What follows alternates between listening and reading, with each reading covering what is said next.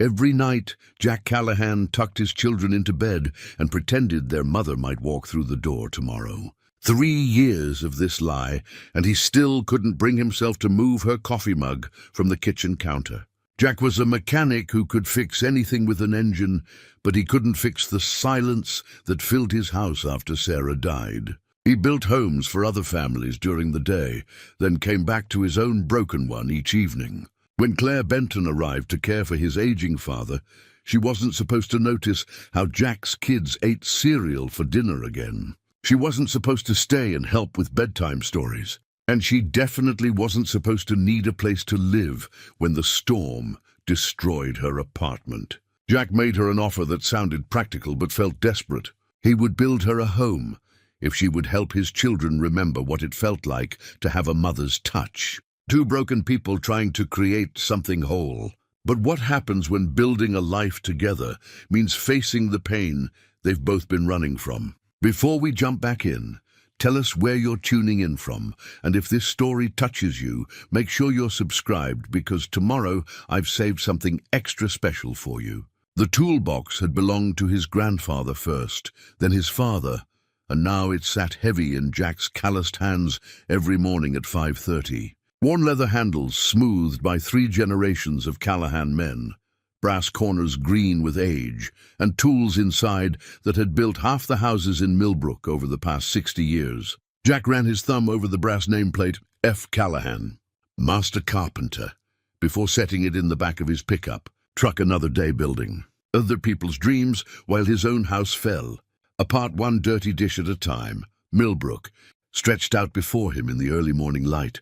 A town of 4,000 souls where everyone knew your business before you did. White steeples rose above maple trees, and front porches held rocking chairs that had witnessed 3 generations of gossip. It was the kind of place where people waved from their cars and brought casseroles when tragedy struck, though the casseroles had stopped coming about 2 years ago. Even small-town sympathy had its limits. Jack's truck rumbled past Miller's Hardware, where old Pete was already sweeping the sidewalk, past the elementary school, where his kids would stumble through another day without their mother's gentle morning rituals. The Brennan House project loomed ahead, a custom kitchen renovation that would take 3 weeks and pay enough to cover Emma's art supplies and Tommy's growing appetite for another month. He pulled into the driveway and sat for a moment, engine ticking as it cooled. Through the window, he could see Mrs. Brennan arranging fresh flowers in her breakfast nook, humming while her husband read the paper. Their morning dance of contentment looked so easy, so natural. Jack wondered if he and Sarah had looked like that to outsiders before the accident. The memory hit him sideways, as they always did. Sarah laughing over coffee, flour in her dark hair from making pancakes. Tommy, barely 2 then, smearing syrup on everything within reach, while Emma practiced spelling words aloud. The kitchen table covered in homework and art projects and the comfortable chaos of family life. Jack shook his head and grabbed his toolbox. Work was the cure for memory. Work kept his hands busy and his mind focused on measuring twice and cutting once, instead of all the ways he'd failed as a husband and father. Inside the Brennan house, he lost himself in the familiar rhythm of renovation, removing cabinet doors, disconnecting the old sink, carefully preserving what could be saved while gutting what had outlived its purpose. There was something deeply satisfying about taking apart something broken and rebuilding it stronger than before. By noon, his phone buzzed with the school's number. Mrs. Peterson's apologetic voice delivered the familiar news. Tommy had gotten into another fight at recess, and Emma had refused to participate in group reading again. Could he come in for a conference? Jack wiped sawdust from his hands and headed to Millbrook Elementary, where he'd become an unwelcome regular in the principal's office. The fluorescent lights hummed overhead as Mrs. Peterson explained, with the patience of someone who'd had this conversation too many times, that both children were struggling with behavioral issues that seemed to stem from their home situation. They need stability, Mr. Callahan, she said gently. Consistent meal times, help with homework, someone who's emotionally available. I know you're doing your best, but I'm not enough. Jack's voice came out rougher than intended. I know that, Mrs. Peterson. Believe me, I know. Tommy sat in the chair beside him, 5 years old, with Sarah's green eyes and his own stubborn chin, swinging his legs and staring at his untied shoes. Emma had been sent back to class, but Jack had seen the tears she'd wiped away when she thought no one was looking. The drive home was silent, except for Tommy's occasional sniffles. At 8 and 5 years old, his children were bearing the weight of loss that most adults couldn't handle. And Jack, for all his skill with hammers and saws, couldn't seem to build them the security they desperately needed. Home was a 2-story colonial that Sarah had loved for its original hardwood floors and deep front porch.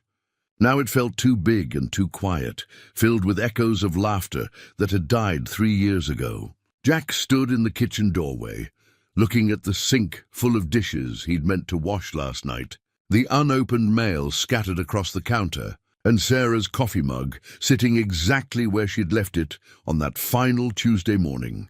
The mug was white ceramic with a chip on the handle, painted with faded purple flowers that Emma had chosen at a craft fair when she was 4. Sarah had used it every single morning for 6 years, filling it with coffee that was too strong and adding cream until it turned the color of sand. Jack had bought her nicer mugs over the years, elegant ones from the boutique in town, insulated ones that kept coffee hot for hours, but she'd always reached for the chipped one with Emma's flowers. He couldn't bring himself to move it. Some days he caught himself setting out a second mug beside his own before remembering. Other days he avoided the kitchen entirely, feeding the kids cereal in the living room while cartoons played on the television. The front door opened with the familiar squeal of hinges that Jack kept meaning to oil. His father's voice boomed from the entryway, gravelly with age and stubbornness. "Jackie, you here? This nurse lady wants to poke at me with her needles." Frank Callahan was 72 years old and built like the oak trees he'd spent 40 years cutting down before his back gave out.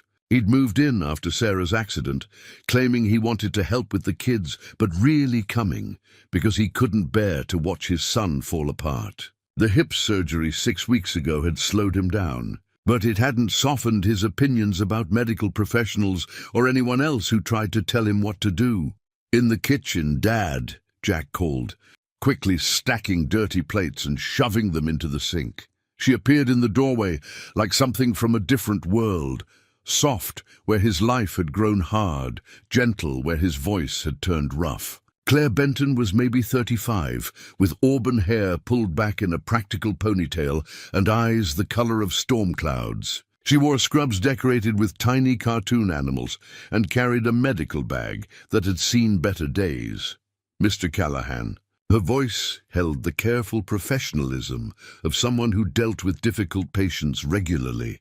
"I'm Claire from Mercy Home Health Services. I'm here to check on your father's recovery." Frank appeared behind her, scowling.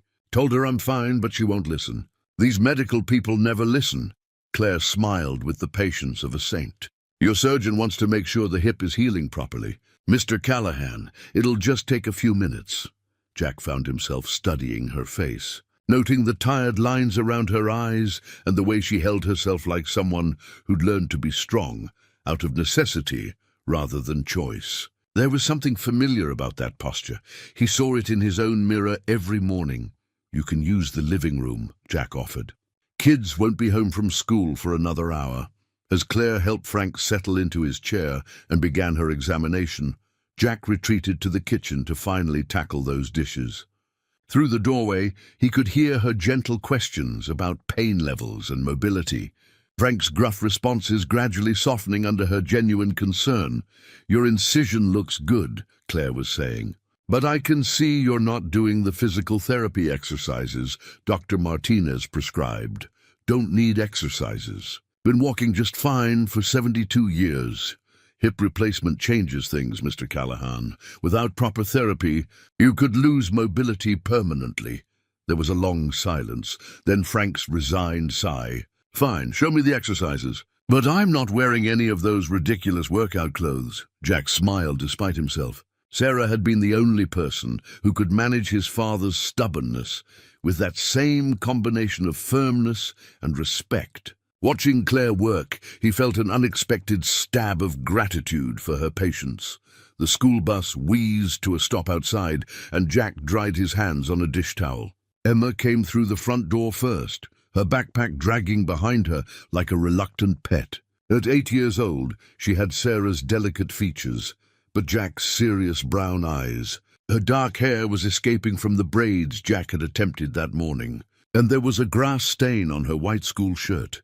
Tommy bounded in behind her, all energy and motion despite his earlier troubles. His blonde hair stuck up in 3 different directions, and his superhero backpack was already unzipped, spilling crayons and crumpled papers across the floor. "Daddy!"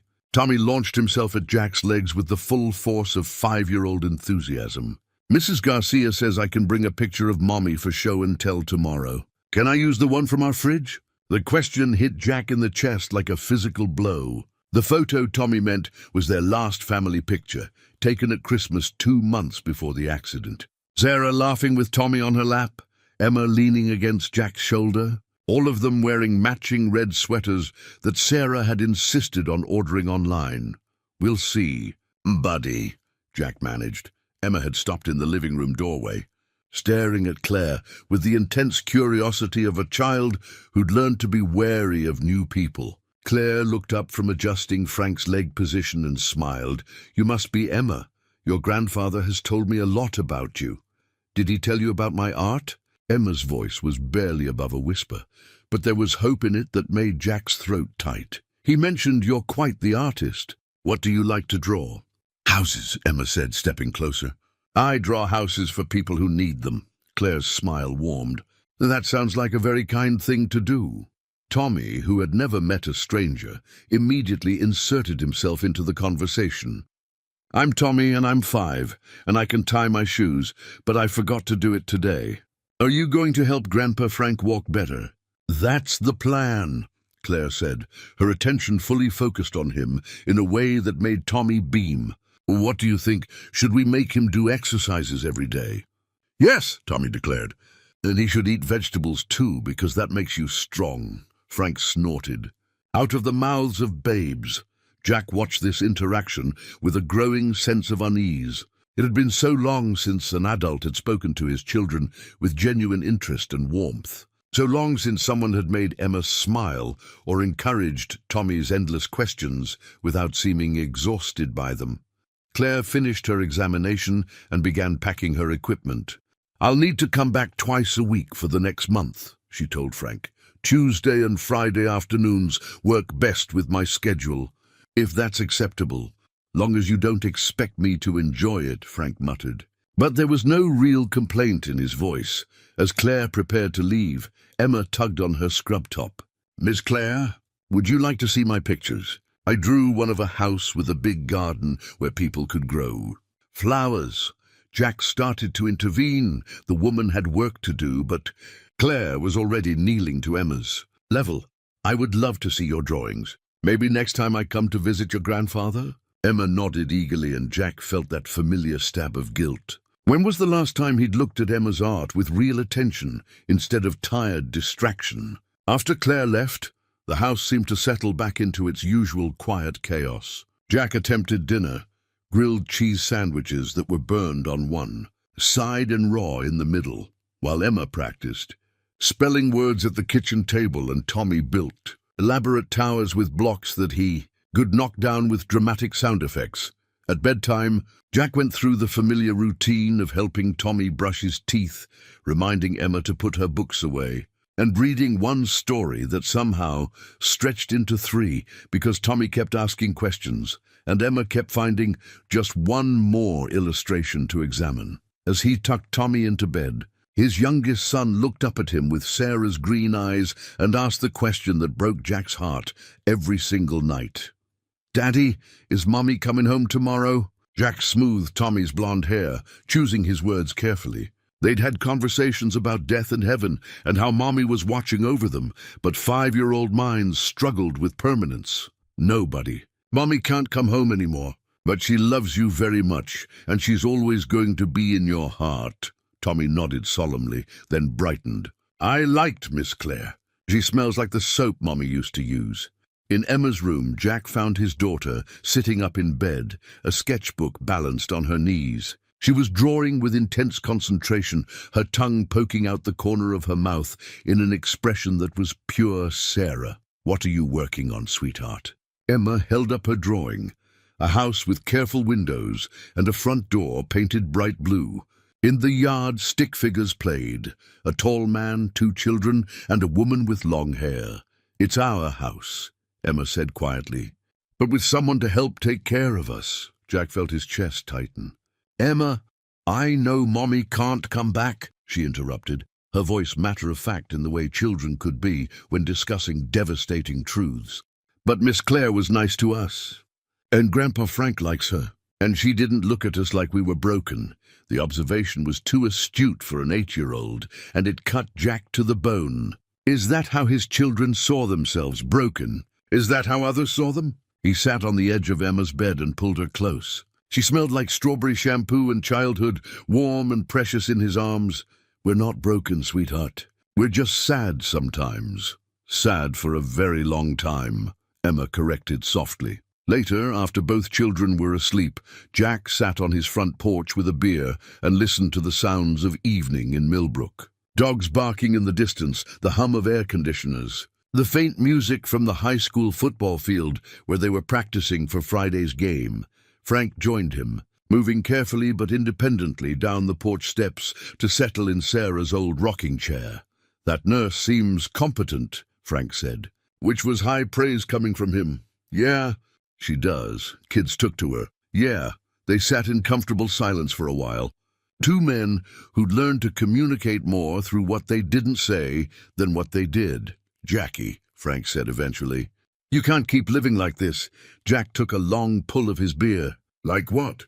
"Like you're waiting for something that's never going to happen. Like you're afraid to move forward because it means leaving Sarah behind." The words hung in the humid evening air between them. Jack stared at the house across the street, where the Morgans were visible through their kitchen window, cleaning up after dinner together, their movements synchronized by years of shared routine. "I don't know how to do this without her." "Dad?" Frank reached over and patted his son's shoulder with a weathered hand. "You don't have to do it without her, son. Sarah's part of who you are now, part of who those kids are. But being stuck isn't honoring her memory. It's just making everyone miserable." That night, Jack lay in his empty bed, staring at the ceiling and thinking about Claire Benton's gentle patience with his father, her genuine interest in Emma's art, the way Tommy had lit up under her attention. He thought about his children's desperate need for stability and care that he couldn't seem to provide, no matter how hard he tried, and he thought about Sarah's coffee mug, sitting on the kitchen counter like a shrine to the past, keeping him tethered to grief instead of allowing him to build something new. Outside, the wind was picking up, rattling the windows and promising rain.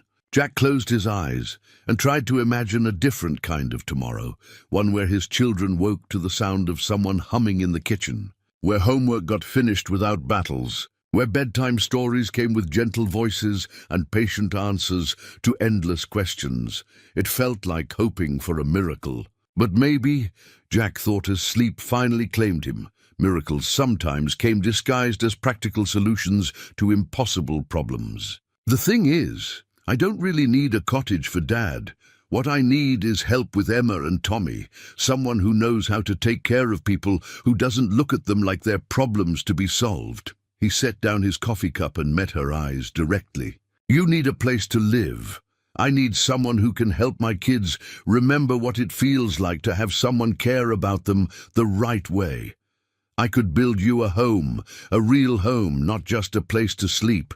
And in return, I'd help take care of your children," Claire finished softly. "Not as a job," Jack said quickly. "Not as a nanny or housekeeper, as someone who actually gives a damn about whether Tommy learns to tie his shoes and whether Emma feels proud of her artwork." Claire stared at him, trying to process what he was offering. It wasn't just shelter, it was belonging. It was being part of something instead of always being on the outside looking in. "That's a big commitment," she said carefully. "For both of us." "Yeah, it is." Jack's voice was steady, but she could see the vulnerability in his eyes. "I'm not asking you to replace their mother. I'm asking you to help me give them the kind of stability they need to heal."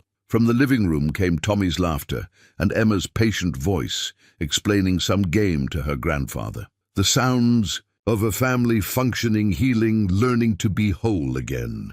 Claire thought about the photograph in her medical bag, her ruined apartment window with its torn curtains. She thought about all the temporary places she'd lived, all the times she'd had to start over with nothing but determination and whatever she could carry. This felt different.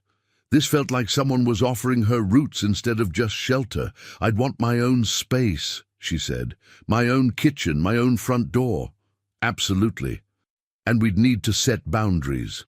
Clear expectations about what this arrangement means and doesn't mean. Jack nodded. "We're both adults who've been hurt. We both know this isn't about romance or fairy tales. It's about building something practical that works for everyone." Claire looked around the kitchen, at Sarah's coffee mug still sitting on the counter, at the children's artwork taped to the refrigerator, at the family calendar covered in Jack's careful handwriting marking school events and doctor appointments. She thought about Emma's shy smile and Tommy's boundless energy. She thought about Frank's gruff acceptance and the way he'd called her competent, the highest praise she'd ever heard him give anyone. And she thought about Jack himself, this man who built homes for other people but couldn't seem to fix his own broken heart. "Okay," she said quietly, "let's try." The handshake they shared across the kitchen table felt like the first solid ground Claire had stood on in years. Claire's first morning in the Callahan house began at 5:15 with the sound of Jack's alarm echoing through the thin walls. She lay in the guest room bed, listening to his careful movements, shower running, coffee brewing, the soft murmur of him checking on the children before leaving for work. By the time she emerged from her room, dressed in scrubs and ready for her first home visit of the day, Jack had already gone. But he'd left evidence of his consideration. A fresh pot of coffee, a bowl of fruit on the counter, and a note in his careful handwriting saying the kids usually woke around 6:30 and that Emma preferred her hair braided for school. Frank was already awake, sitting in his recliner with the morning news and a cup of coffee that looked strong enough to dissolve metal. "Sleep okay?" he asked without looking away from the weather forecast. "Better than expected," Claire admitted. The guest room bed was comfortable, and the house had a settled quiet that spoke of years of family life. Jackie left early for the Morrison job. "Big deck replacement that's got to be done before their daughter's wedding next weekend." Claire nodded, checking her schedule. She had 4 patient visits today, scattered across 3 counties.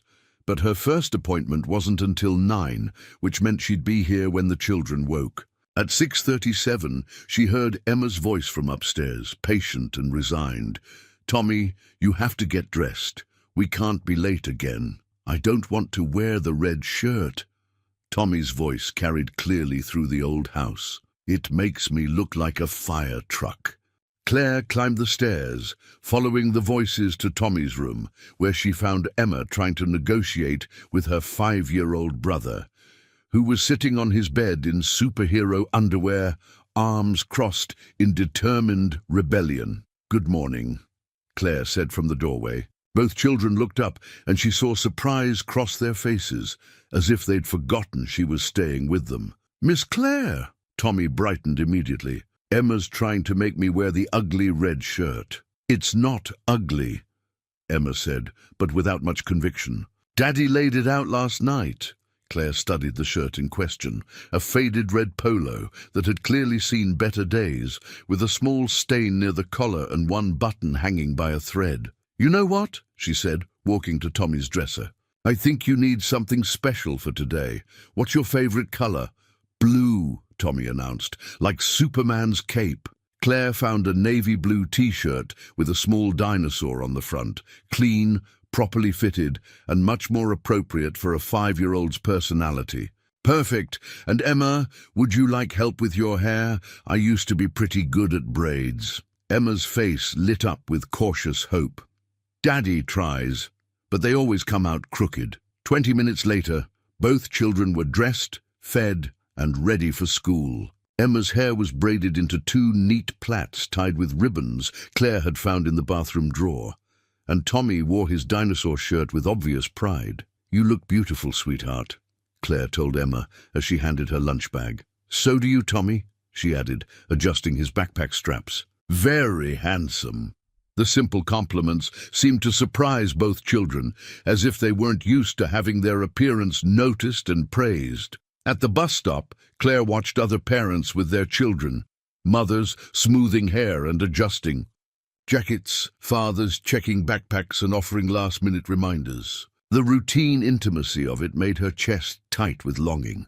When she returned to the house, Frank was attempting his physical therapy exercises with obvious frustration. "Need help?" Claire offered. "Can't get my leg to do what that doctor wants," Frank grumbled.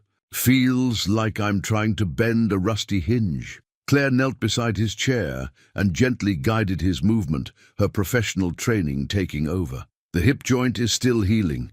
We need to work with it, not against it." As they worked through the exercises, Frank began talking about his son, not directly, but in the sideways manner of men who'd learned to communicate through subtext.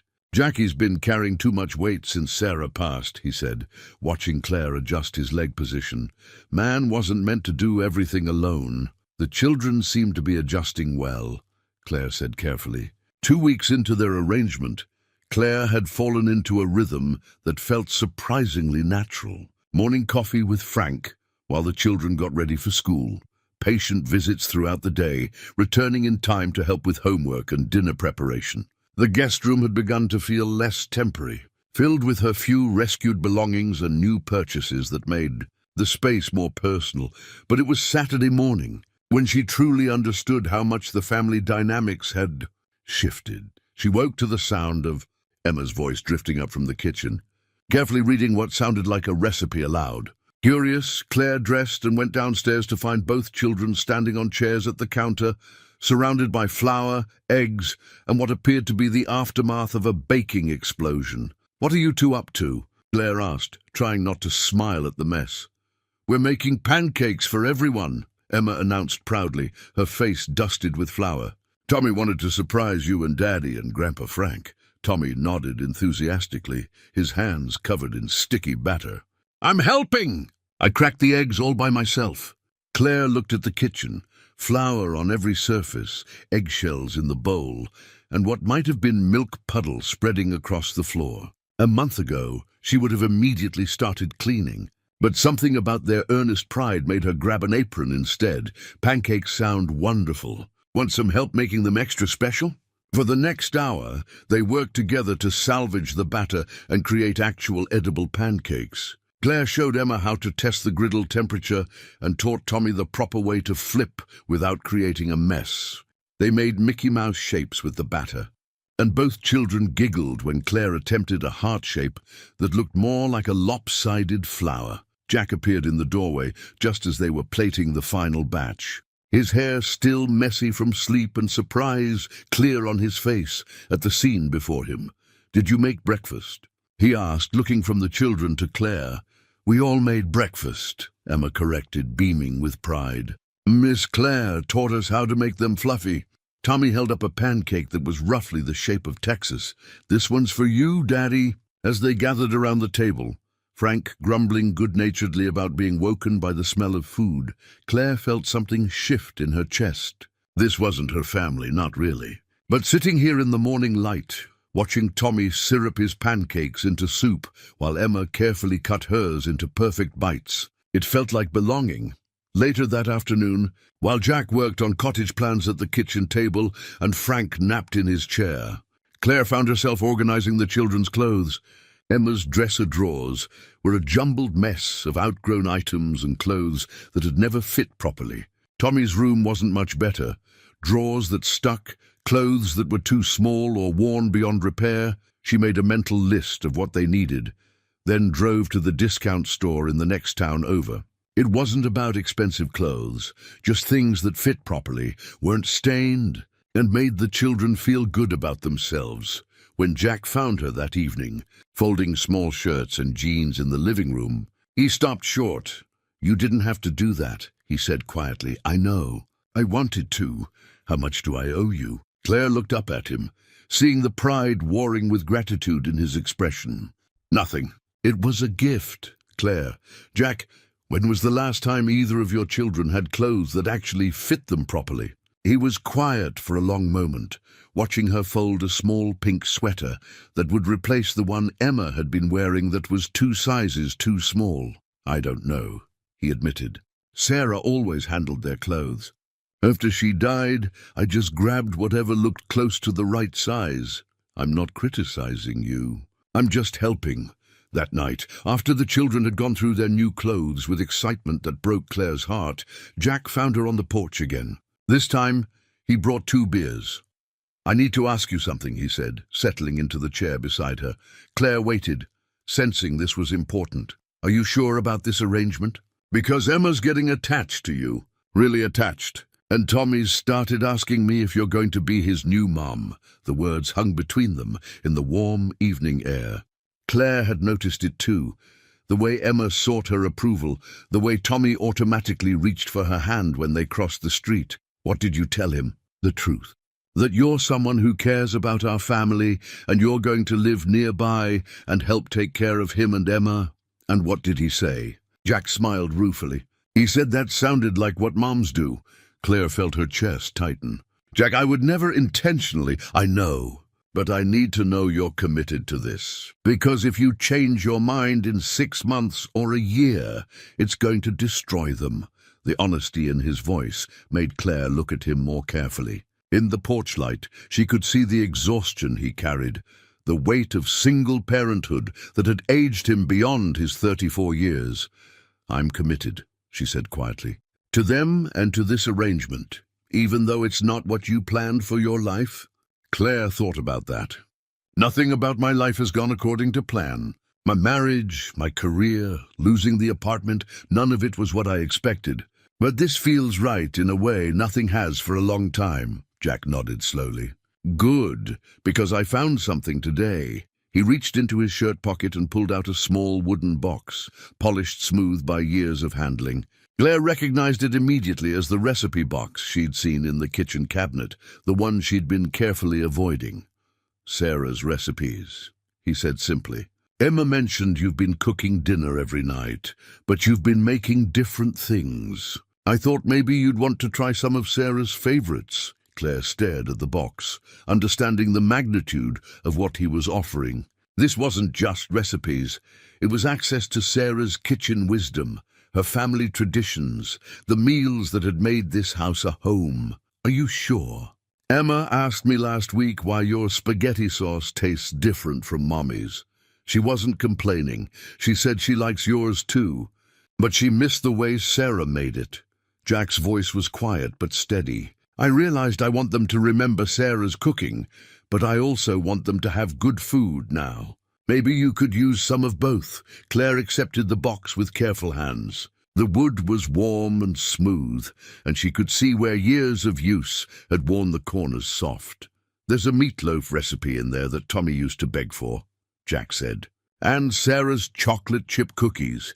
Emma hasn't had those since before the accident. That night, alone in the guest room, Claire opened the recipe box and found herself transported into another woman's life. The cards were written in neat handwriting, some splattered with sauce or dusted with flour from years of use. Notes in the margins.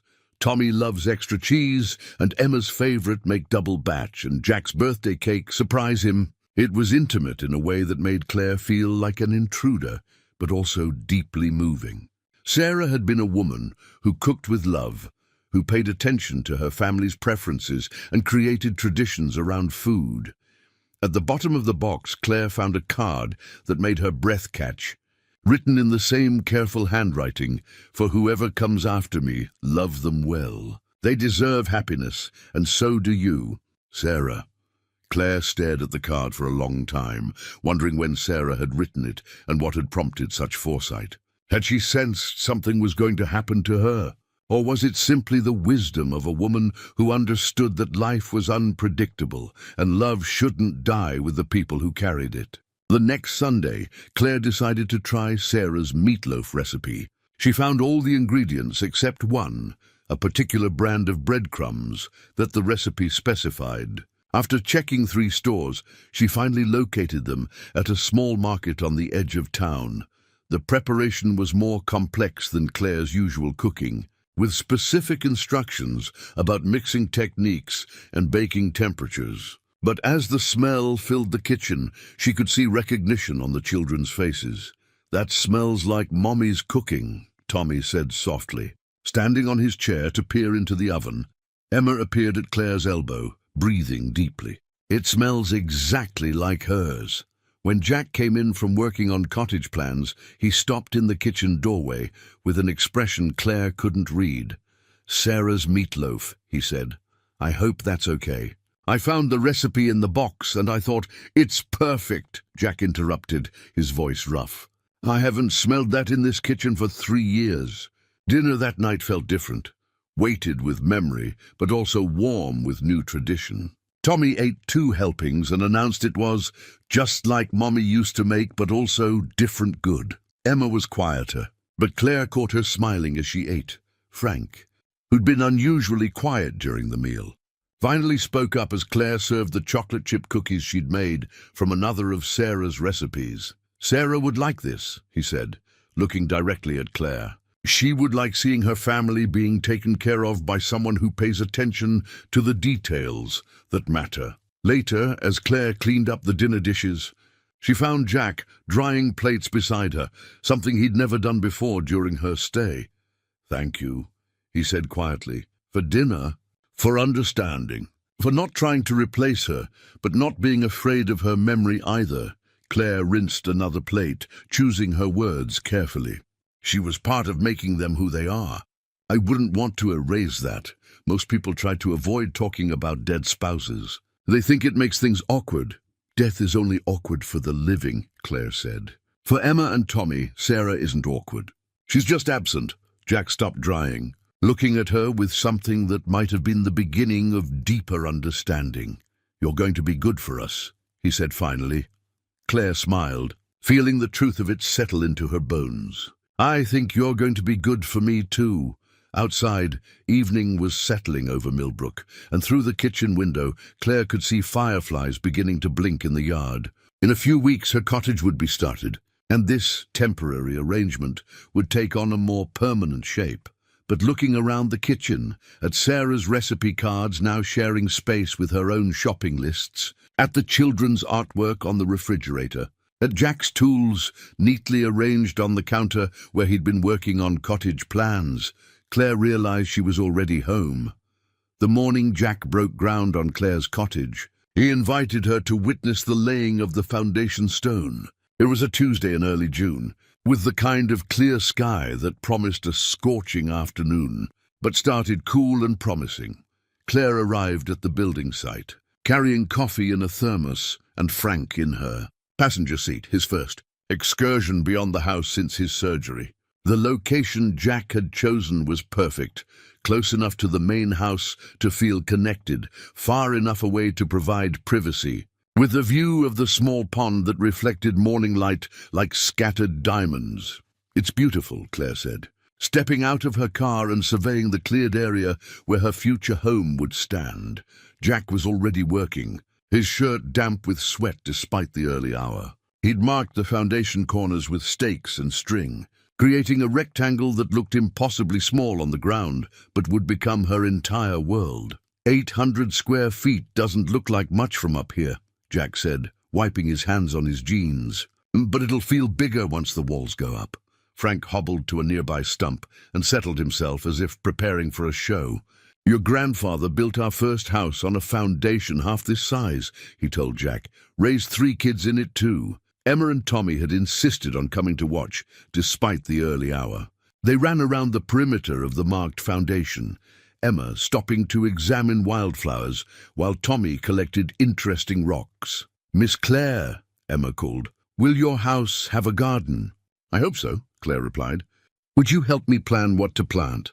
Emma's face lit up with the kind of pure joy that came from being needed for something important.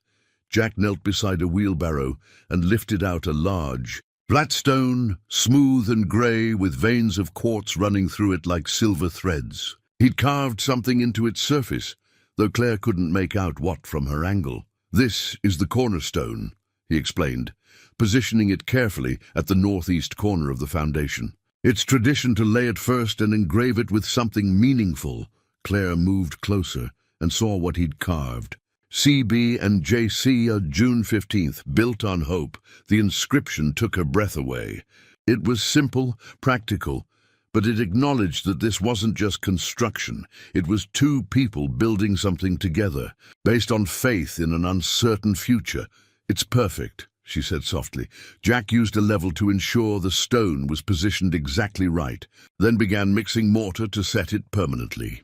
Emma and Tommy watched with fascination as he worked, asking questions about why stones needed to be level and what mortar was made of. "Can I help?" Emma asked.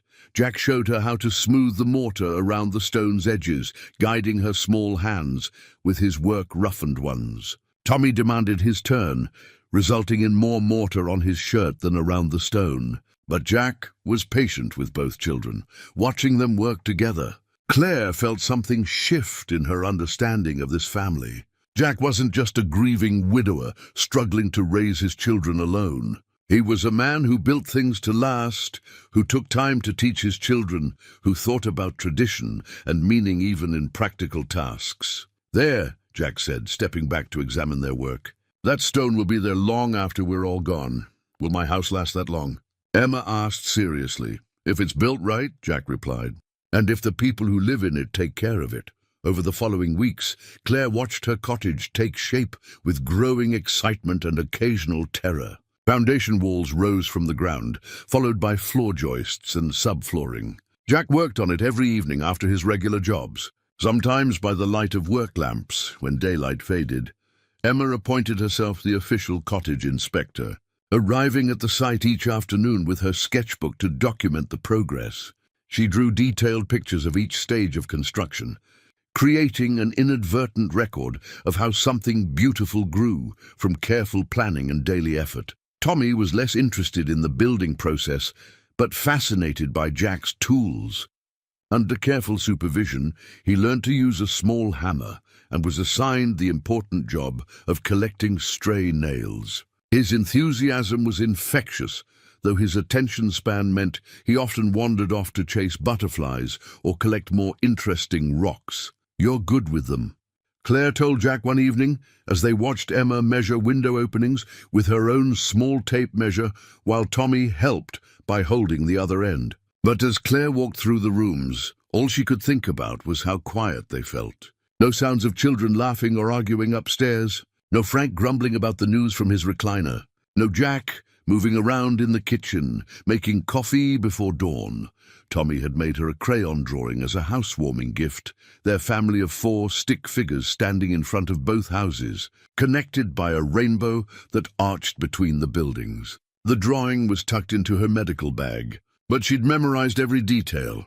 Daddy, tall and smiling, Grandpa Frank with his walking stick, Emma with carefully drawn braids, Tommy with spiky yellow hair, and herself labeled Mama Claire in Tommy's careful kindergarten letters. The Mama Claire designation had appeared gradually over the summer, despite her and Jack's attempts to maintain proper boundaries. It started when Tommy scraped his knee and ran to her instead of Jack for comfort.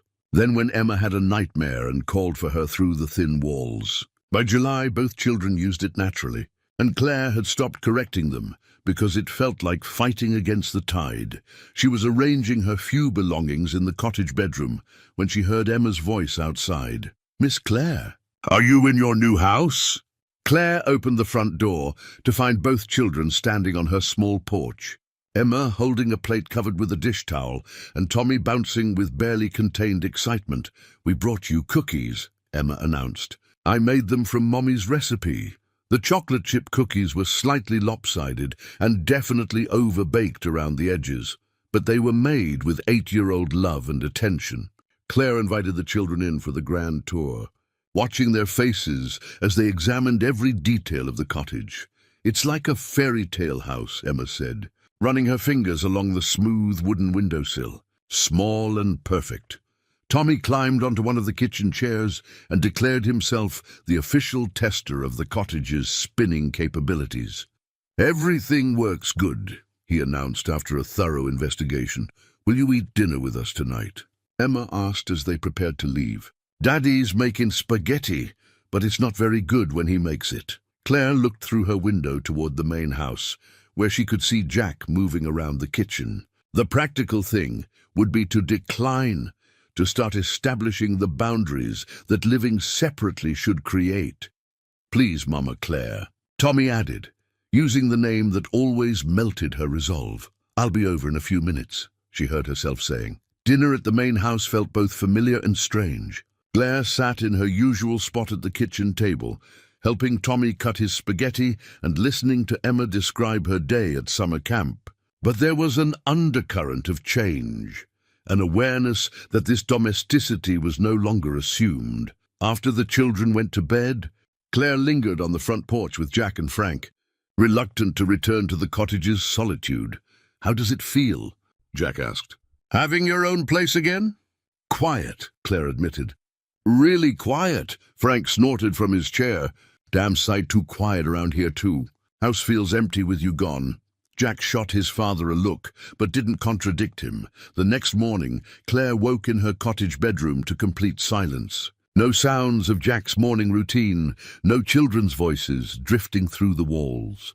She lay in bed longer than necessary, staring at the ceiling and trying to convince herself that this independence was what she'd wanted.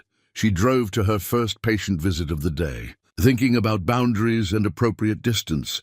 Mrs. Henderson, her Tuesday morning regular, was recovering from knee replacement surgery and always eager for conversation. You look tired. Dear, Mrs. Henderson observed as Claire checked her incision site, just adjusting to a new living situation. Oh, did you move? Claire found herself explaining the whole arrangement, the storm, the cottage, the family she'd become part of and then stepped away from. Mrs. Henderson listened with the keen attention of someone who'd lived long enough to recognize love when she heard it, even when the person describing it couldn't see it clearly. Sounds to me like you've got yourself in a muddle, Mrs. Henderson said when Claire finished. Question is, what are you going to do about it? I don't know what you mean. Child, I've been married 47 years. I know what it sounds like when someone's talking about their family. And I know what it sounds like when someone's trying to convince themselves they don't want what they obviously want. That afternoon, Claire returned to the main house to find chaos. Tommy was crying in the kitchen while Jack attempted to clean what appeared to be chocolate syrup out of his hair. Emma was nowhere to be seen. What happened? Claire asked, immediately moving to help with Tommy's sticky situation. Emma had a meltdown about her art project, Jack explained, looking frazzled. Tommy tried to help by adding chocolate syrup to her paint water. Emma screamed at him. He started crying, and she ran upstairs and slammed her door. Claire gently worked the syrup out of Tommy's hair while he sobbed about not meaning to ruin Emma's picture. You were trying to help, she said soothingly. Sometimes help doesn't work out the way we planned. But your heart was in the right place.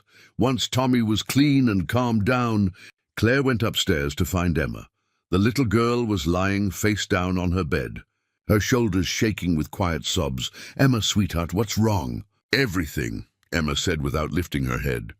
The art project is stupid and Tommy ruined it. And you don't live with us anymore and nothing is the same. Claire sat on the edge of Emma's bed, her heart breaking at the pain in the child's voice. Tell me about the art project. It's for summer camp. We're supposed to draw our family and write about what makes us special. Emma finally sat up, her face blotchy from crying.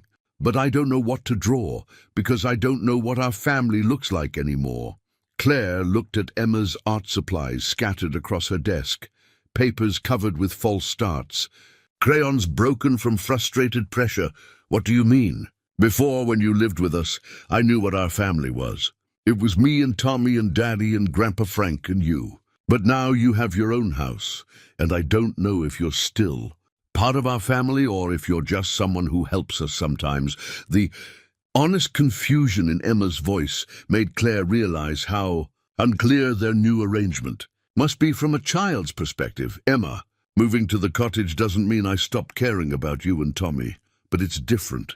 You don't make breakfast with us anymore. You don't read bedtime stories. You don't live here? No, I don't live here. But I'm still part of your life. But not part of our family.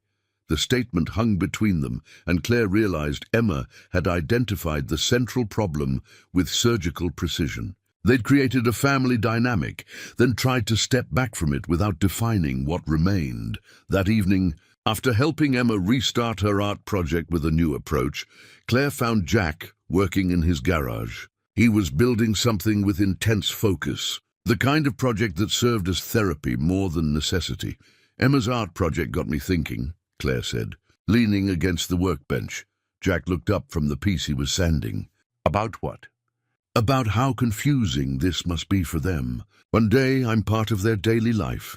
The next I'm the lady in the cottage nearby, who sometimes comes for dinner. I know. I've been thinking about it too. Have you regretted building the cottage? Jack set down his sandpaper and looked at her directly. Every damn day since you moved into it. The honesty in his voice made Claire's heart skip. Jack, I know what we agreed to. I know this was supposed to give us both space to figure things out without pressure. But all it's done is make me realize how much I don't want space from you. We barely know each other outside of this crisis situation. I know you hum while you fold laundry. I know you save the last bite of dessert for whoever looks like they want it most. I know you check the locks on all the doors before you go to bed, and you always leave a light on in the hallway in case one of the kids needs something. Those are just habits. Those are the things that make you who you are. And I know I want to keep discovering things like that for the next 50 years. Claire felt tears prick her eyes. This isn't what either of us planned. No, it isn't. I plan to stay stuck in grief forever, and you plan to keep your heart safe by not getting too attached. Jack stepped closer, his voice gentle but determined. But life doesn't care what we planned. I'm scared, Claire admitted. I've been hurt before. I've lost everything I thought was permanent. So have I, but I'm more scared of losing you because I was too afraid to ask you to stay. I don't mean in the cottage. I mean here, with us, as part of our family for real. Claire looked around the garage, at the evidence of Jack's craftsmanship and care. He built things to last, put thought and attention into every detail. That's what he was offering her. Not a temporary arrangement or a convenient solution, but something built to endure. What would that look like? She asked softly. Like what we had before, but without the pretense that it's temporary. Like Emma drawing our family in her art project without having to wonder if you belong in the picture. Through the garage window, Claire could see the cottage she'd lived in for exactly 1 week. It was beautiful, perfectly crafted, and completely wrong for what she actually wanted. I love that cottage, she said finally. I know. I put everything I had into building it for you, but I love this family more. Jack's smile was worth every risk she'd ever been afraid to take. The cottage completion party was Frank's idea. Though Claire suspected he'd been plotting with the children, she arrived home from her Thursday patient visits to find the backyard decorated with string lights and picnic tables borrowed from the church. Half the town seemed to be milling around, admiring Jack's craftsmanship and sampling covered dishes that had appeared as if by magic. Surprise! Tommy launched himself at Claire's legs with his usual enthusiasm. We're celebrating your house. Emma appeared at her side, beaming with pride. Daddy said we could invite everyone to see how beautiful your cottage is. Claire looked around at the gathering, neighbors she'd met through her nursing work. Families from Emma and Tommy's school, even Pete Miller from the hardware store. It felt like the kind of community celebration that small towns did best, welcoming and warm, and completely overwhelming. Jack appeared at her elbow, looking slightly sheepish. Dad thought you deserved a proper housewarming. I tried to talk him out of it, but you know better than to argue with Frank Callahan when he's made up his mind, Claire finished, smiling despite her surprise. The evening was everything a small-town gathering should be. Children ran through the yard playing tag, while adults admired the cottage and praised Jack's work. Claire found herself giving impromptu tours, pointing out Emma's color choices and Tommy's mailbox contribution. The pride in their voices when they explained their roles in the building process made her chest tight with affection. As the sun began to set, Claire stood on her cottage porch, accepting congratulations and feeling genuinely touched by the community's warmth. She was chatting with Mrs. Peterson from the school when she noticed a car she didn't recognize pulling into the driveway. A woman emerged from the sedan, tall, elegant, with perfectly styled blonde hair and clothes that spoke of city sophistication. She moved through the crowd with purposeful steps, her eyes scanning the faces until they landed on Claire. Something cold settled in Claire's stomach as the woman approached. There was something familiar about her bearing, something that reminded Claire uncomfortably of Sarah's photograph on Jack's mantel. "Excuse me," the woman said, her voice cultured and carefully controlled. "I'm looking for Jack Callahan. He's around here somewhere," Claire replied carefully. "I'm Claire Benton. Can I help you with something?" The woman's smile was sharp as glass. "Margaret Whitman. I'm Sarah's sister." The words hit Claire like a physical blow. Sarah's sister. The children's aunt, whom Jack had mentioned occasionally, but who'd never visited in the months Claire had been living here. "It's nice to meet you," Claire managed, though everything about Margaret Whitman's presence felt like a threat she couldn't yet identify. "I'm sure it is." Margaret's eyes swept over the cottage, the party, the scene of domestic contentment. "I have to say, I'm surprised by what I found here." Before Claire could ask what she meant, Jack appeared at her side. His face went carefully blank when he saw Margaret, the kind of expression people wore when preparing for unpleasant conversations. "Margaret, I didn't know you were coming, obviously." Margaret's gaze flicked between Jack and Claire with obvious disapproval. "I thought it was time I checked on my niece and nephew. Make sure they're being properly cared for." The words carried an implication that made Claire's skin crawl, but Jack's response was measured and calm. "Emma and Tommy are doing well. They're around here somewhere if you'd like to see them." "Oh, I intend to see them. In fact, I intend to see quite a lot of them." Margaret reached into her expensive handbag and pulled out an envelope, which she handed to Jack with ceremony that suggested she'd been looking forward to this moment. "What's this?" Jack asked, though his expression suggested he already suspected. "Custody papers. I'm petitioning the court for full guardianship of Emma and Tommy." The party continued around them, but Claire felt the world narrow to this single moment of devastating clarity. Margaret had been planning this, watching from a distance, waiting for the right moment to strike. On what grounds? Jack's voice was deadly quiet. "On the grounds that you're living in an immoral situation that's harmful to the children's development." Margaret's smile was triumphant. A single father cohabitating with an unmarried woman, exposing minor children to an inappropriate relationship. "The court takes these matters very seriously." Claire felt sick. It's not, please. I've been watching. I know she's been living in your house, playing house with your children, pretending to be their mother." Margaret's voice rose just enough to carry to nearby conversations, causing heads to turn in their direction. Frank appeared beside them, his face thunderous. "What the hell is this about?" "Hello, Frank. I'm ensuring my sister's children are raised in a proper environment, not exposed to whatever this situation represents." Emma and Tommy had noticed the commotion and were approaching with curiosity, turning to concern as they picked up on the adult tension. "Aunt Margaret," Emma said uncertainly. She remembered her mother's sister, but barely. Margaret had visited rarely, and always briefly. Margaret's expression softened when she looked at the children, becoming the concerned relative rather than the attacking adversary. "Hello, darling. My, how you've grown." She knelt to Emma's level, her voice gentle and loving. "I've missed you so much. Both of you." Tommy hung back, uncertain. But Emma stepped forward for the hug Margaret offered. "I've come to take you home with me," Margaret continued, her voice carrying to the adults, watching with growing alarm. "To give you a proper home where you'll be safe and cared for appropriately."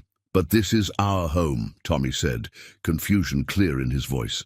"I know it seems that way, sweetheart. But Uncle David and I can give you things your father can't. A stable home, proper supervision, educational opportunities." Claire watched the scene with growing horror, seeing how Margaret's words were designed to sound loving while systematically undermining everything they'd built together. "I don't want to leave," Emma said quietly. "I want to stay with Daddy and Mama Claire." Margaret's eyes flashed with triumph at Emma's words. "And that's exactly the problem, darling. This woman isn't your mother, and it's not healthy for you to pretend she is." Jack stepped forward, his control finally cracking. "Margaret, you can't just show up here and—" "I can, and I am. The hearing is scheduled for 2 weeks from today. Until then, I'll be staying in town to document the situation and spend time with the children." She stood, smoothing her skirt with satisfaction. "I've already spoken to several concerned community members who are willing to testify about—" Claire didn't leave that night despite her resolve. She couldn't bring herself to disappear without saying goodbye to Emma and Tommy, and when morning came, she found both children sitting on her cottage porch waiting for her. "Are you going away?" Emma asked without preamble, her eyes red from crying. "Miss Claire, please don't leave us," Tommy added, his small voice breaking her heart. Claire knelt on the porch steps, pulling both children close. "I don't want to leave you. But sometimes grown-ups have to make hard choices to protect the people they love. But if you leave, Aunt Margaret will still try to take us away," Emma said with 8-year-old logic. "And then we won't have you or Daddy." The simple truth of it made Claire pause. Emma was right. Running away now might not solve anything and could leave Jack fighting the custody battle alone. Jack appeared at the cottage door, looking like he hadn't slept. "I've been thinking about what you said. About leaving. And Emma's right. Margaret isn't going to drop this just because you're gone. She'll find another angle, another reason why I'm unfit. This was never really about you. It's about her wanting my children." Claire studied his face, seeing determination where there had been desperation the night before. "I talked to my lawyer this morning," Jack continued. "Bob Henderson's handled my family's legal matters for 20 years. He says Margaret's case isn't as strong as she thinks, but we need to be smart about how we handle the next 2 weeks. What does that mean? It means we document everything, every interaction with the children, every attempt she makes to undermine our family, every moment that shows Emma and Tommy are happy and healthy here." Frank appeared behind Jack, moving more easily now that his hip had healed. "It also means we fight like hell instead of running away." Over the following days, Margaret made her presence felt throughout Millbrook. She took rooms at the inn and made a point of being visible around town, shopping at the grocery store, attending church, chatting with locals about her concerns for her poor niece and nephew. Her strategy became clear quickly. Present herself as the grieving sister who'd finally stepped up to rescue children from an inappropriate situation. She was subtle about it, never directly criticizing Jack, but asking leading questions that planted seeds of doubt. "Has anyone noticed whether the children seem confused about family roles?" she asked Mrs. Peterson at the school. "I'm just concerned about the psychological impact of the current living arrangement." She volunteered to help with the church bake sale, mentioning casually that she was looking forward to giving Emma and Tommy the stability of a traditional 2-parent home. Most devastatingly, she spent time with Emma and Tommy, taking them for ice cream and shopping trips that the children couldn't help but enjoy. She was careful never to criticize Jack or Claire directly in front of them, but she painted pictures of the life she could provide: private schools, music lessons, vacations to Disney World. "Wouldn't you like to have a mommy and daddy again?" she asked Emma during one of their outings, a conversation Emma innocently reported to Claire later. "But I do have a mommy," Emma had replied. "Mama Claire takes care of us. But wouldn't you like a real mommy? Someone who's married to your daddy?" The questions were designed to create doubt without being overtly manipulative, and Claire could see their effect on both children. Emma became quieter, more withdrawn. Tommy started asking why Claire didn't live in the big house anymore, if she was really their mama. Jack's lawyer, Bob Henderson, was a man in his 60s who'd practiced family law in small towns, long enough to see every variation of custody dispute. He met with Jack and Claire in his office above the hardware store, reviewing Margaret's petition with careful attention. Her case isn't as strong as she's pretending, Bob said, settling his reading glasses on his nose. But it's not without merit either. The cohabitation issue is problematic, especially in a conservative jurisdiction like this one. We're not cohabitating, Claire protested. I live in the cottage, which you moved into after living in Jack's house for how long? 3 months. Bob made notes on his legal pad. And the children call you what? Mama Claire, Jack said quietly. But that started naturally.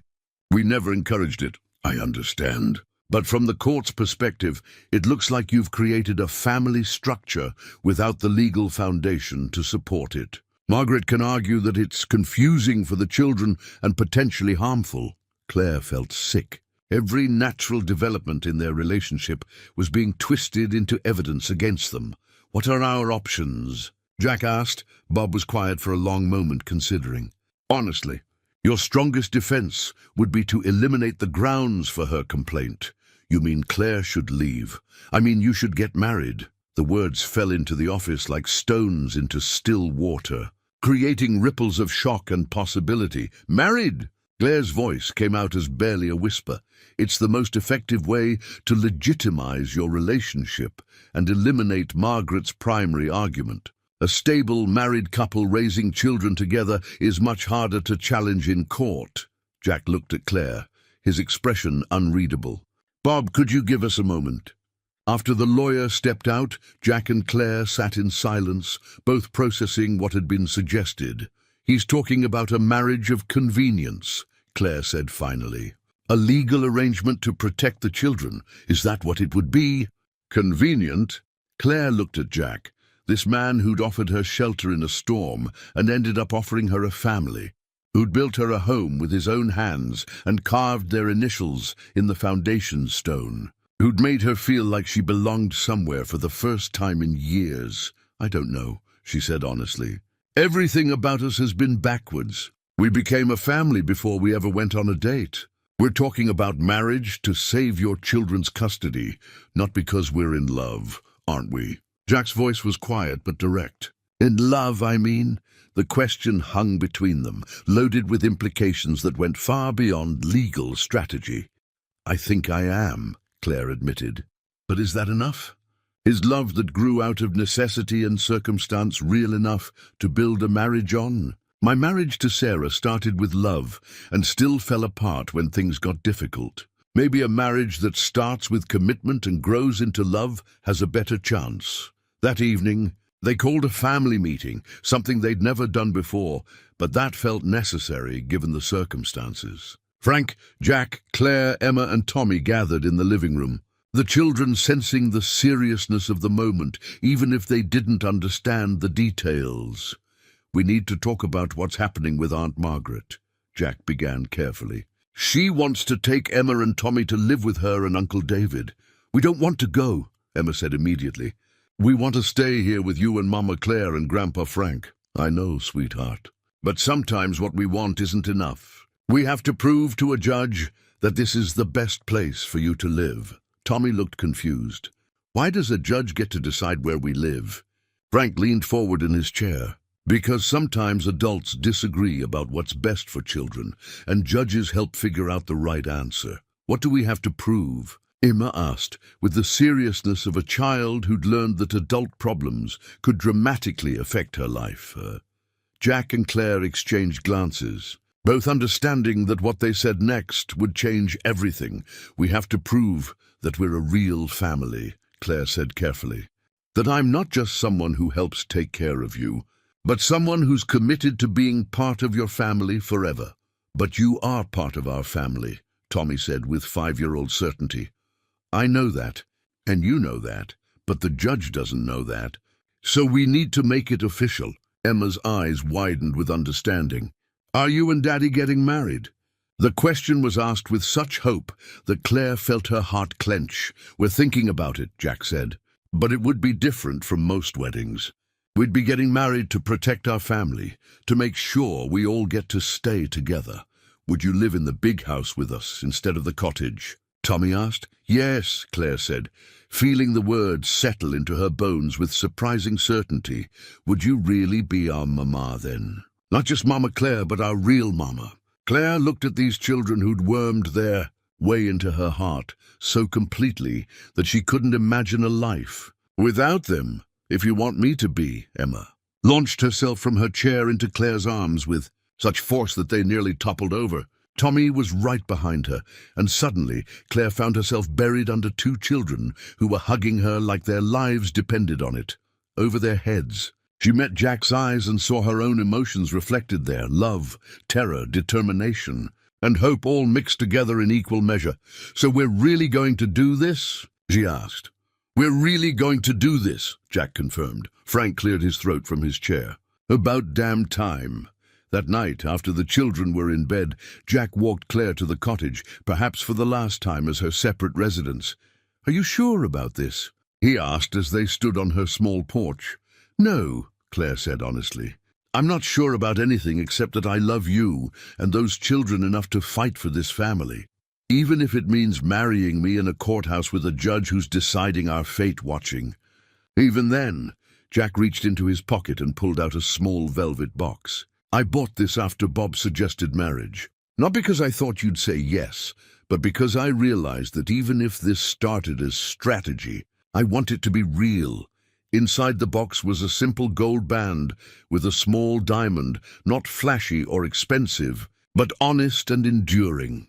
"Claire Benton, will you marry me to save my children and because I love you and can't imagine my life without you?" Jack Callahan, yes. To all of it, yes. As he slipped the ring onto her finger, Claire realized that sometimes the most important decisions felt less like choices and more like recognition. Acknowledging what had already become. True in your heart, the courthouse in the county seat was an imposing brick, building that had witnessed decades of family disputes, and Claire felt its weight as they climbed the steps on the morning of the custody hearing. She wore her best dress, navy blue and conservative, and the engagement ring Jack had given her 3 days earlier. They'd decided to wait until after the hearing to get married, not wanting it to appear as a desperate last-minute maneuver. But Claire kept touching the ring for reassurance, a tangible reminder of the commitment they'd made to fight for their family. Emma walked between Jack and Claire, her hand firmly clasped in Claire's. She wore a pale yellow dress that brought out her eyes and carried a small folder containing something she'd insisted on. "Preparing for the judge, I wrote a letter," she told Claire the night before, "about our family, about why I want to stay." Tommy held Jack's hand, looking serious in his best button-down shirt and the bow tie Frank had insisted on buying him. At 5 years old, he didn't fully understand what was happening, but he knew it was important and scary. Frank walked beside them, his cane tapping steadily on the courthouse steps. His presence was both moral support and strategic. Grandparents' rights added weight to Jack's case, and Frank's 40 years in the community carried influence that Margaret, as an outsider, couldn't match. Inside the courthouse, they found Margaret already seated with her lawyer, a sharp-suited woman from the city who looked like she'd eaten nails for breakfast. Margaret wore an expensive suit and pearl earrings, every inch the successful professional woman who could provide stability and resources. Bob Henderson greeted them with quiet confidence, but Claire could see the tension around his eyes. "Remember," he told Jack and Claire, "answer only what you're asked, stay calm, and let the children speak for themselves if the judge addresses them directly." Judge Patricia Morrison was a woman in her 50s who'd presided over family court for over a decade. Her reputation was for fairness, but also for taking children's welfare seriously above all other considerations. She entered the courtroom with the kind of authority that made everyone sit straighter. "This is a petition for custody modification," Judge Morrison began, reviewing the documents in front of her. "Mrs. Whitman is seeking full guardianship of minors Emma Rose Callahan and Thomas James Callahan, currently in the custody of their father, Jack Michael Callahan." Margaret's lawyer, Ms. Patricia Vance, presented their case first. She painted a picture of concern and propriety, a sister stepping in to provide stability that a single father couldn't offer. "Your Honor, Mrs. Whitman became concerned about the living situation when she learned that Mr. Callahan has been cohabitating with an unmarried woman, exposing the children to an inappropriate relationship that has confused their understanding of family structure. Ms. Vance presented photographs, images of Claire living in the main house, of family dinners, of Claire helping with homework. Innocent moments twisted to look improper. The children have begun calling this woman Mama Claire and indicating dangerous confusion about maternal roles. Mrs. Whitman can provide a stable, traditional two-parent home with appropriate moral guidance. Claire felt sick listening to their family life being dissected and criticized.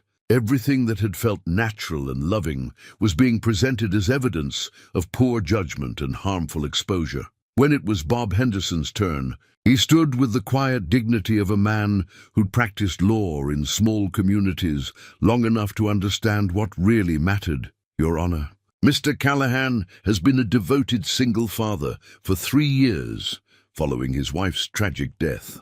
The children are thriving academically, socially, and emotionally. Ms. Benton is a licensed nurse who has provided stability and care during a difficult time. Bob presented school records showing improved grades and behavior, letters from teachers praising the children's adjustment, and testimony from community members about Jack's character and parenting. The relationship between Mr. Callahan and Ms. Benton has provided healing and stability for grieving children, not confusion or harm. Judge Morrison listened to both presentations with careful attention, making notes and asking pointed questions. When Margaret took the witness stand, she spoke eloquently about her love for her sister's children and her desire to honor Sarah's memory by providing proper guidance. Sarah would want her children raised in a stable environment, Margaret testified. She was very traditional in her values. This current situation, unmarried adults living together, children confused about family roles, it's not what she would have wanted. The implication that Claire was somehow betraying Sarah's memory hit like a physical blow. Claire saw Emma flinch in her seat, and Tommy looked confused by the adult conversation he didn't understand. When Jack took the stand, he spoke simply and directly about his love for his children and his commitment to their welfare. Emma and Tommy have been through tremendous trauma losing their mother, Jack testified. Ms. Benton helped them heal in ways I couldn't manage alone. She didn't replace Sarah, no one could, but she gave them stability and care when they needed it most. Under cross-examination, Ms. Vance tried to paint Jack as irresponsible and Claire as an opportunist, taking advantage of a vulnerable family. Isn't it true, Mr. Callahan, that you offered Ms. Benton housing in exchange for childcare services? I offered her housing because she lost her home in a storm. She provided care because she genuinely loves my children. And now you're conveniently engaged to be married, just in time for this hearing. Jack's jaw tightened. We're engaged because we love each other and want to build a life together. The timing has nothing to do with convenience. When Claire took the stand, her voice was steady despite her racing heart. I never intended to become part of this family, she testified. I was a home care nurse doing my job. But Emma and Tommy needed more than professional care. They needed someone to love them and help them heal. Ms. Vance attacked her motivations and qualifications. You have no children of your own, no formal training in child psychology. What makes you think you're qualified to replace their mother? I'm not replacing their mother, Claire replied firmly. Sarah will always be their mother. I'm just someone who loves them and wants to help them grow up feeling secure and valued. And if this custody arrangement fails, won't you just leave again as you've left every other situation in your life? The accusation was designed to wound, and it succeeded. Claire felt tears prick her eyes, but she kept her voice steady. I've learned that home isn't a place you live. It's people you love who love you back. Emma and Tommy are my home now. I would never leave them voluntarily. Frank's testimony was brief but powerful. I've watched my son raise those children for 3 years, and I've never seen them happier or more secure than they've been with Claire in our lives. She's not trying to replace Sarah. She's trying to help us all heal. The most difficult moment came when Judge Morrison addressed Emma directly. "Emma, I want you to tell me how you feel about your current living situation." Emma stood up slowly, clutching her folder. Her voice was quiet but clear. "Your Honor, I wrote you a letter about my family." She walked forward and handed the judge her carefully prepared document. Judge Morrison opened the folder and read silently while the courtroom waited. Claire could see Emma's drawing paper clipped to typed pages. The child had been thorough in her presentation. "Would you like to read part of your letter aloud, Emma?" Emma nodded and took her letter back, her hands shaking slightly as she read, "My name is Emma Callahan, and I am 8 years old. My mommy died when I was 5, and it was the saddest thing that ever happened. My daddy tried very hard to take care of me and Tommy, but we were all very sad all the time. Then Mama Claire came to help Grandpa Frank, but she helped all of us instead. She makes sure we eat good food and helps with homework and reads us stories. She doesn't try to be exactly like my mommy was, but she loves us the same way mommies love children. Aunt Margaret says our family is confusing, but it's not confusing to me. Daddy is my daddy, Grandpa Frank is my grandpa, Tommy is my brother, and Mama Claire takes care of all of us. That's what families do. They take care of each other. I don't want to go live with Aunt Margaret because this is my home. I want to stay with my family." By the time Emma finished reading, there wasn't a dry eye in the courtroom, including Judge Morrison's. Tommy had started crying quietly, and Claire had to fight to keep her composure. Judge Morrison addressed Tommy gently. "Tommy, do you understand what's happening today?" Tommy nodded seriously. "The judge lady has to decide if we get to stay with Daddy and Mama Claire, or if we have to go away with Aunt Margaret." "And what do you want?" "I want to stay home," Tommy said simply. "I want Mama Claire to keep making me pancakes and reading me stories and tucking me in at night." Judge Morrison looked at Margaret, whose face had crumpled during the children's testimony. "Mrs. Whitman, would you like to respond to what the children have said?" Margaret stood slowly, her composure finally cracking. "I just wanted what was best for them. Sarah was my sister, and I loved her so much. When she died, I thought I should step in, should honor her memory by raising her children properly." Her voice broke. "But listening to them today, I realize they're not confused about their family at all. They know exactly who loves them and takes care of them." Judge Morrison called for a brief recess after Margaret's emotional breakdown, and the courtroom buzzed with quiet conversations as people processed what they'd witnessed. Claire found herself in the hallway outside, trying to calm her racing heart while Jack paced nearby. "Did you see Margaret's face when Emma read that letter?" Frank asked quietly. "She looked like someone had just shown her what she was really doing." Emma and Tommy sat on a bench with Bob Henderson, who was explaining in child-friendly terms what would happen next. Emma kept glancing toward the courtroom doors, where Margaret had disappeared with her lawyer, her 8-year-old mind trying to process the adult emotions she'd witnessed. "Is Aunt Margaret going to stop trying to take us away?" Emma asked. "I don't know, sweetheart," Bob replied honestly. "But the judge heard everything you said, and she knows how much you love your family." When court reconvened, Judge Morrison had regained her professional composure, but Claire could see the impact of the morning's testimony in her expression. "Before I render my decision," Judge Morrison said, "I want to address some matters that have become clear during these proceedings." The courtroom fell silent. "Mrs. Whitman, I understand your concern for your niece and nephew, and I don't question your love for them.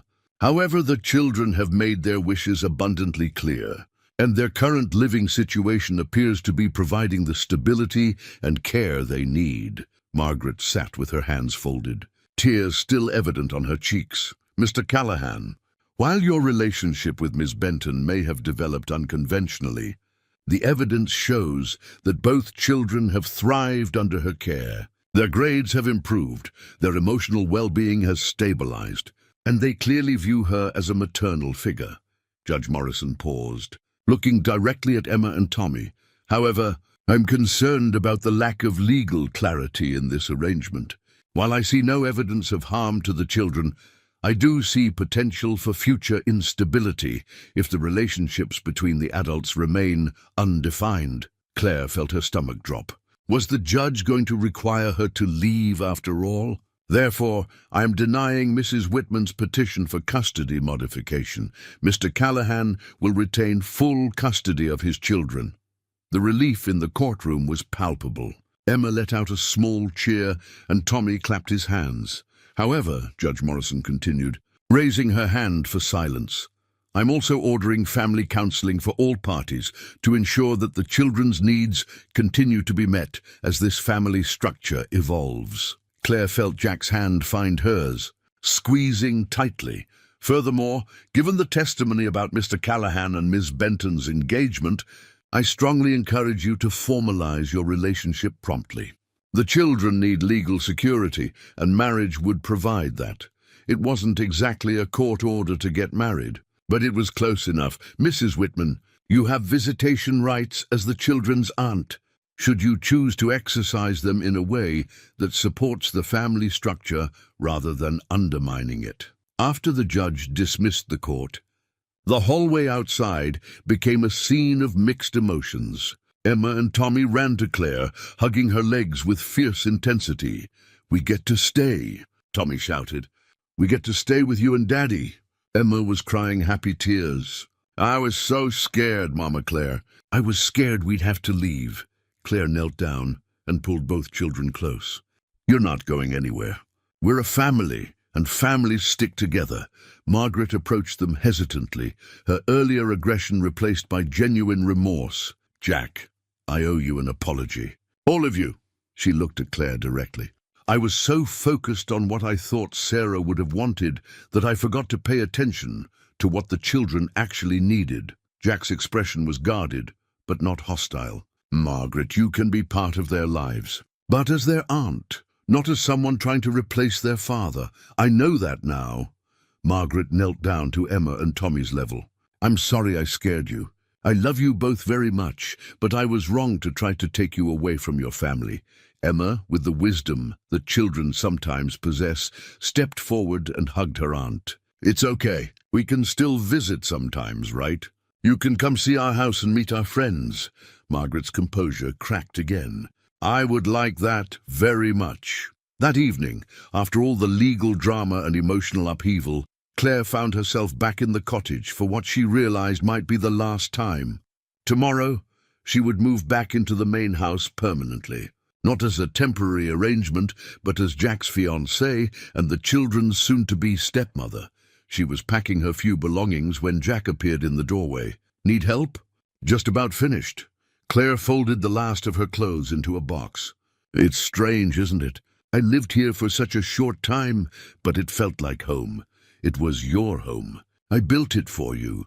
Claire looked around the cottage, the careful craftsmanship, the thoughtful details, the foundation stone with their initials carved into it. "What will we do with it now?" Jack smiled. "I was thinking it could be your studio, a place where you can work on your nursing charts without interruption, or just have some quiet time when you need it. And when Emma gets older and wants her own space, then it becomes Emma's teenage retreat. Or maybe a place for Tommy to bring his friends when he's older." Jack stepped into the cottage and pulled Claire into his arms. "The point is, it's ours. Part of our property, part of our future." Claire looked up at this man who'd built her a home before she'd even realized she wanted one, who'd offered her a family when she thought she was destined to always be alone. "Jack, are you sure about this? About marrying me?" Today proved how quickly everything can change, how complicated family can get. "Today proved how much I love you and those kids," Jack replied firmly. "When I thought we might lose them, all I could think about was how empty our lives would be without them. And when I thought you might leave to protect them, I realized that losing you would be almost as devastating." "Almost?" Claire teased. "Well, you're slightly less likely to put maple syrup on everything and ask for piggyback rides." Claire laughed, feeling the tension of the day finally beginning to ease. "So when do we do this? When do we make it official?" Jack reached into his pocket and pulled out a small piece of paper. "I got the marriage license this afternoon while you were packing. We can get married as soon as we want." "How soon is as soon as we want?" "Tomorrow, if you're ready." "The kids are ready? They've been planning the ceremony since we told them we were engaged?" Emma has very specific ideas about flowers, and Tommy wants to be the ring bearer. Claire thought about everything that had brought them to this moment, the storm that destroyed her apartment, the practical arrangement that became love, the custody battle that forced them to acknowledge what they'd built together. Tomorrow sounds perfect, Jack kissed her then, gentle and sure, tasting like promise and new beginnings. There's one more thing, he said when they broke apart. I found something today in Sarah's things. I think you should have it. He handed her a small box that Claire recognized as Sarah's jewelry box. Inside was a simple gold chain with a small locket. She wrote a note with it, Jack said, pulling out a piece of paper in Sarah's handwriting. It says, "For the woman who comes after me, thank you for loving my children. They deserve all the happiness in the world. And so do you." Claire stared at the locket, overwhelmed by the generosity of a woman she'd never met, but whose memory had shaped so much of their journey. She knew, Claire whispered. Somehow she knew. Sarah always believed in love finding a way, Jack said. Even when life gets complicated and nothing goes according to plan. Claire fastened the locket around her neck, feeling the weight of Sarah's blessing and the lightness of new possibilities. So we're really doing this. Marriage, family, forever. We're really doing this, Jack confirmed, as they walked back to the main house together. Claire looked up at the windows glowing with warm light. Knowing that Emma and Tommy were probably inside planning their wedding ceremony, with Frank's amused supervision. Tomorrow, she would officially become part of this family that had chosen her as much as she'd chosen them. But tonight, she was already home. 6 months later, Claire stood in the kitchen of what was now officially her home, watching snow fall outside the windows while she prepared dinner. Sarah's coffee mug still sat on the counter, but now it held fresh flowers that Emma had picked from the greenhouse Jack had built as a wedding gift. 2 mugs sat beside it, matching cups that Jack and Claire used for their morning coffee, a daily ritual that had evolved naturally into one of their favorite parts of each day. The cottage had indeed become Claire's studio, a place where she worked on patient charts and Emma practiced her art. Tommy had claimed one corner for his rock collection, which had grown to impressive proportions and required frequent cataloguing. "Mama Claire, can you help me with my math homework?" Emma called from the kitchen table, where she was surrounded by textbooks and papers. "Of course, sweetheart." Claire wiped her hands on her apron, one of Sarah's that she'd started wearing because it felt like carrying on a tradition rather than replacing one. Emma was working on fractions again, but with much more confidence than she'd had a year ago. Claire watched her daughter, the word still gave her a small thrill every time she thought it, work through the problems with determination and pride. "I got it," Emma announced, holding up her completed worksheet. "Look, I did all of them." "Beautiful work," Claire said, dropping a kiss on Emma's head.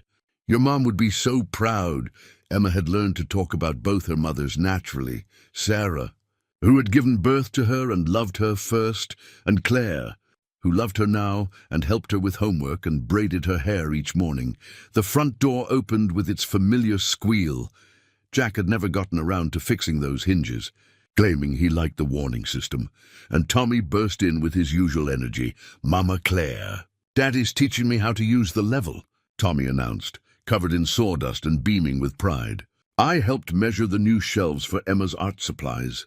Jack appeared behind him, looking tired but content. His contracting business had grown over the past year, partly due to word of mouth from satisfied customers, and partly because people in Millbrook had decided they liked supporting a family man who'd found love after loss. "How was your day?" Jack asked, wrapping his arms around Claire from behind while she stirred dinner on the stove. "Good. Mrs. Patterson's incision is healing beautifully, and Mr. Johnson is finally doing his physical therapy without complaining." Claire leaned back against Jack's chest, still amazed by how natural this domesticity had become. "How about you?"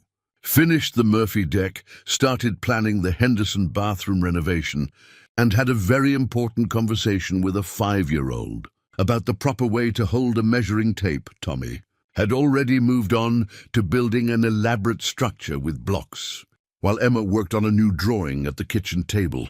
The sounds of normal family life, chatter, questions, the occasional minor dispute about whose turn it was to feed the dog they'd adopted 3 months ago, filled the house with warmth. Frank appeared from the living room, moving more slowly these days, but with obvious contentment. His health had improved dramatically over the past year, partly due to Claire's professional care, but mostly because he had purpose again, helping raise grandchildren and being part of a family that functioned. "Smells good in here," he announced, settling into his chair at the kitchen table.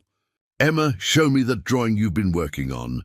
Emma held up her latest creation, a detailed picture of their house with all the additions and improvements Jack had made over the year. The cottage was visible in the background, connected to the main house by the garden path they'd built together in the spring. "It's our family house," Emma explained. "See, there's the workshop where Daddy teaches me carpentry. And there's Mama Claire's cottage where she works. And there's the garden, where we grow vegetables for dinner." The drawing showed stick figures of their family, but they were more sophisticated now. Emma's artistic skills had flourished under encouragement and art lessons that Claire had researched and Jack had budgeted for. "And see this?" Emma pointed to a small addition to the main house. "That's the new room Daddy's going to build." Claire felt Jack's arms tighten around her, and she smiled at Emma's announcement. They'd told the children just last week, but Emma had obviously been thinking about the implications. "What's the new room for?" Frank asked, though his knowing smile suggested he'd already figured it out. "For the baby," Tommy announced matter-of-factly.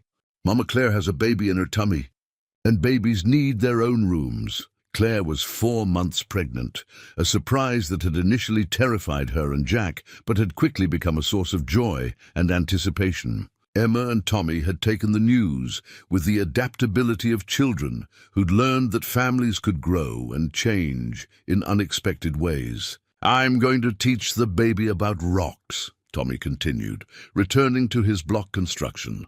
"And Emma's going to teach drawing.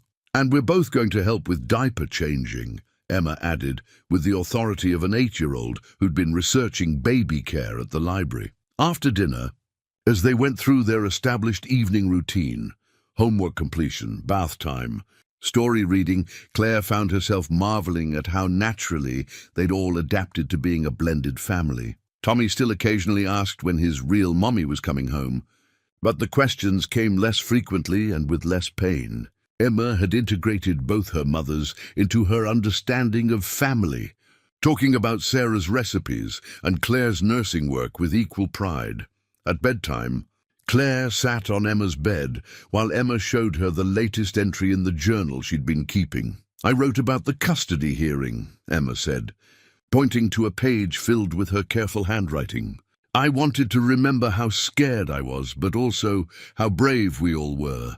Claire read over Emma's account of that day, amazed by her daughter's insight and resilience. "And look at this," Emma said, flipping to a more recent page. "I wrote about when you and Daddy told us about the baby." The entry was titled "Our Family Keeps Growing," and included Emma's thoughts about being a big sister again and her plans for helping with the new baby. "I think the baby will be lucky to have you as a big sister," Claire said, tucking Emma into bed. "Do you think Mommy Sarah would be happy about the baby?" Emma asked quietly. Claire considered the question carefully. "I think she'd be happy that you and Tommy have a family that loves you and takes care of you. And I think she'd be excited about another person to love." Emma nodded seriously. "I think so too. I think she'd like that her children get to be big brother and big sister." In Tommy's room, the bedtime routine involved checking that all his stuffed animals were properly arranged and reviewing the day's rock findings. Tommy had discovered 3 new specimens during his afternoon adventures and needed to discuss their potential classifications. "Mama Claire, will the baby like rocks too?" Tommy asked as Claire pulled his covers up. "Maybe, or maybe the baby will like different things. What matters is that we'll love the baby no matter what they like, even if they like dolls instead of rocks." "Even if they like dolls instead of rocks." Tommy considered this seriously. "Okay. I'll still teach them about rocks, but if they want to play with dolls, that's okay too." Later, after both children were asleep, Claire and Jack sat on their front porch with Frank, watching the snow continue to fall. The cottage was barely visible through the white veil, but its windows glowed with warm light from the space heater Jack had installed for Claire's comfort during her evening work sessions. "Hard to believe it's been a year," Frank said, rocking slowly in his chair. "Feels like Claire's always been part of this family. Some people fit so naturally into your life that you can't imagine it without them," Jack said, reaching for Claire's hand. Claire thought about everything that had brought them to this moment: the storm, the practical arrangement, the custody battle, the marriage that had started as strategy and become the foundation of their life together. "I keep thinking about what might have happened if that storm hadn't destroyed my apartment," she said. "If I'd never needed a place to stay, you would have kept being the children's nurse," Jack said. "And I would have kept building other people's houses while mine fell apart. And Emma and Tommy would have kept taking care of each other instead of learning what it felt like to have adults take care of them." Frank added, "But it did happen," Claire said softly. "All of it. The storm, the arrangement, falling in love, fighting for our family.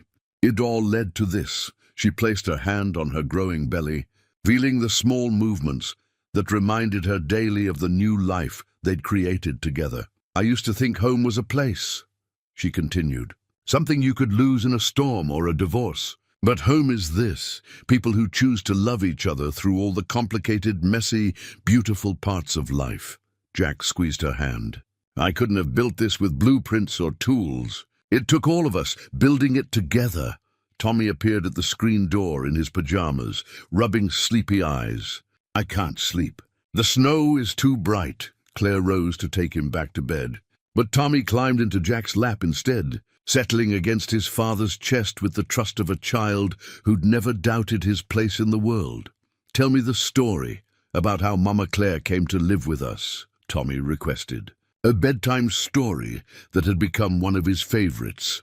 "Well," Jack began, his voice taking on the storytelling tone that both children loved, "there was a big storm, and the wind and rain were so strong that they blew apart Mama Claire's old house." Claire listened to her husband tell their story, how a practical arrangement had become love, how strangers had become family, how loss had eventually led to healing and new beginnings.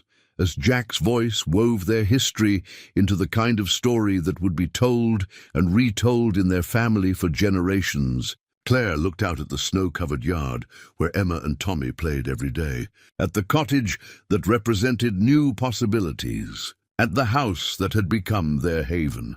In the distance, church bells chimed midnight, marking the end of one day and the beginning of another. Claire thought about the children sleeping upstairs, about the baby growing inside her, about the man beside her who'd built her a home before either of them realized they were building a life together. Some love stories began with lightning strikes and fairy tale moments. Theirs had begun with coffee mugs and homework help, with small kindnesses that accumulated into something unshakable. And as Tommy drifted back to sleep in his father's arms, and Frank's gentle snoring indicated he'd found peace in his chair, Claire understood that the best homes weren't just built with careful planning and quality materials. They were built with patience, compromise, forgiveness, and the daily choice to love each other through whatever storms might come.